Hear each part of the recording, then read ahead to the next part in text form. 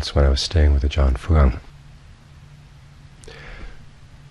got a letter from a new student from Singapore who wanted some advice on meditating. And he started out the letter talking about the meditation he was already doing, which was to look at everything in daily life in terms of the three characteristics. Whatever he encountered, he was to remind himself that it was inconstant, stressful, not self. And from the tone of the letter, you had the feeling he felt he was pretty smart. He'd gotten that far in his meditation. And so when I read this to Ajahn Fuang, translated into Thai, his response was, well, write back to him and tell him, don't go around bad-mouthing things for being in constant, stressful, not self. The problem doesn't lie with them. The problem lies with the mind that's calling them in constant, stressful, not self. And it's good that we think about this as we're meditating, because after all, these are the characteristics that form the basis for insight. And we have to use them properly. If we just go around saying that everything's inconstant, stressful, not self, it sounds pretty negative. But as Ajahn Fuang said, the problem is not with those things, it's with the mind. And not the mind as an entity, but the problem is what the mind is doing. The mind is looking for happiness in things that are inconstant, stressful, not self, and it's going to get disappointed. We want a happiness that's constant, easeful, something that lies under our control.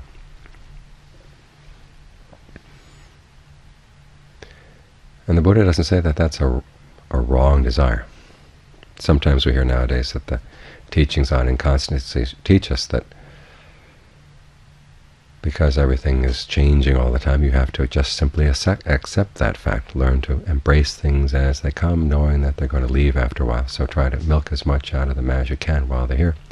And then when they go, be gracious about letting them go so you can latch on to something else, the next thing that comes along. As if that were the whole of the practice, or the goal of the practice. When you think about it, that's a pretty miserable life. Grabbing, grabbing, grabbing, and having to let go, having to let go. And actually, that's what people do. And the practice is not simply learning to be more graceful about letting go. It's learning to look in other places, places we don't ordinarily look. The Buddha said that quest for happiness is a good thing. The serious quest, when you really look at what you're doing and learn to be more skillful. After all, he says, nirvana is the ultimate happiness. Nirvana is the ultimate ease. And that's where we're going to look for true happiness. So the problem isn't with the quest, it's simply we're looking in the wrong places. We're doing things the wrong way. And one of the more sobering parts of the practice is learning to look at your mistakes. See what you're doing the wrong way, learn to figure out some better way.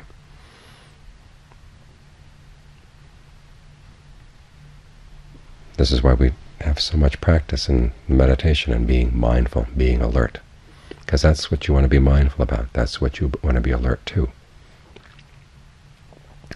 look for ways in which you're not very skillful in looking for happiness and figuring out better ways, better places to look, taking advantage of the good things you've got. Because after all, even the path is inconstant, stressful, not self. You're going to have to make use of this inconstant, stressful, and not self path to take you where you want to go. The trick is figuring out which things arise in the mind that are the path and which things are off the path. And the teachings can give you some guidance. Other people can give you some guidance, but ultimately you've got to learn how to weigh things and ferret things out for yourself. That's why not everything is explained. You look at the canon, there are a lot of interesting passages where the Buddha sets up some distinctions. He says some forms of stress are best dealt with by actively taking them apart, actively deconstructing them. Others are best dealt with simply by watching them, forms of stress, unskillful states in the mind. Some of them respond to the first approach, some of them respond to the second. Does the Buddha give any guidelines as to which is which? No. That's up for you to observe. That's up for you to figure out. Because it's in your ability to observe, your ability to figure out. That's where insight lies. It doesn't lie simply in accepting what you're told and doing what you're told and having it all come out right in the end, without your having to exercise your own judgment, exercise your own powers of observation. And those are best exercised by what we're doing right here, right now, working with the breath, playing with the breath, seeing what works, seeing what doesn't work, developing that habit in the mind, realizing that you may have totally misunderstood the practice up to now. So looking at ways that you may come to a better understanding. Trying to bring fresh eyes to the practice every time you come. Learning to be comfortable with the fact that you have made mistakes, but you've got the possibility to learn. Otherwise, you don't like the mistakes you've made, but you don't have to be down on yourself for having made them. Using them as a learning opportunity is what makes all the difference. Because in the course of the practice, you're going to come up with a lot of inconstant things. Concentration is inconstant. But you work with it to make it as constant as you can.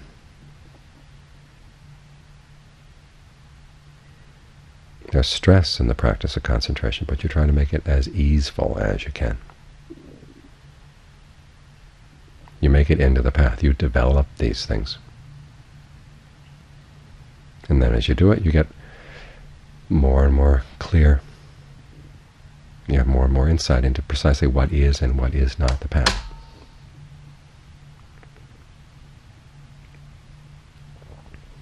So that even though these things are inconstant, stressful, not self, they're very useful. So that you can turn around and look at that mind, which is pointing out how it's disappointed in things, how it's not getting the happiness it wants. To see precisely where the delusion is, why it's looking in the wrong place, how it can start looking in the right place. Bhasikaki makes the comment that as you get deeper and deeper into the practice, seeing the inconstancy of things, it's less and less a verbal notion, and just simply observing, oh yes, that changes, this changes. But the question is, what use can you get out of things as they change? For the purpose of finding something that doesn't change. Even when you get to something that doesn't change, you can't latch onto it. That's why they say, Sabbe sankhara anicca, sabbe sankhara dukkha. All fabricated things are inconstant. All fabricated things are stressful. But then it goes, sabbe dhamma anatta. All dharmas are not self. Exactly how far does that apply? There's a passage where the Buddha describes once you get really solid concentration, he says you start looking into that state of concentration to see exactly what part of that concentration falls under which of the aggregates, which part is form, which part is feeling, perception, fabrication, consciousness.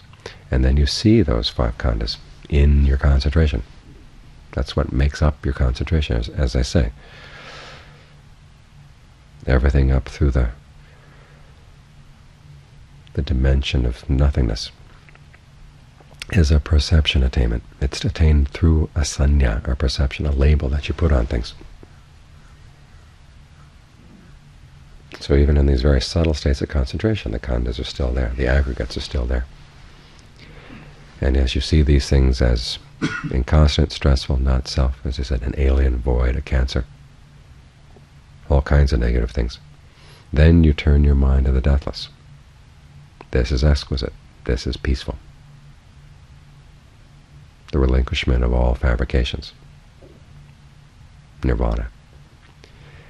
And he says, at that point you either attain arahantship, or through that, what he calls the Dharma passion, that Dharma delight. In other words, delighting in nirvana as an object, you become a non-returner. And the statement "Sabbe Dhammanata" is meant precisely to uproot that particular passion, uproot that particular delight, because that's the last and very subtle thing that stands in the way of total awakening. And when there's total awakening, then three characteristics don't apply anymore. Their opposites don't apply anymore. The very subtle happiness is there. The Buddha says it's not a vedana, it's not a feeling of happiness. It's a different kind of happiness. But the whole question of self and not self doesn't apply. But this doesn't mean that the teaching on not self applies only at a very subtle level of the practice. It's there to help you overcome your attachments to all kinds of things along the way. Anything that you see that is getting in the way of a deeper and more reliable happiness, a deeper, more reliable sense of well-being. Learn how to let go. Learn to see that it's not anything you really want to identify with. Because you see that it's inconstant. You see that it's stressful. So this is how the three characteristics apply in the practice. You have to be judicious in where you apply them. In other words, you don't just let everything go without first seeing which things in the mind are the path, which things are not the path. If something is a factor of the path, don't let it go yet. Hang on, develop it.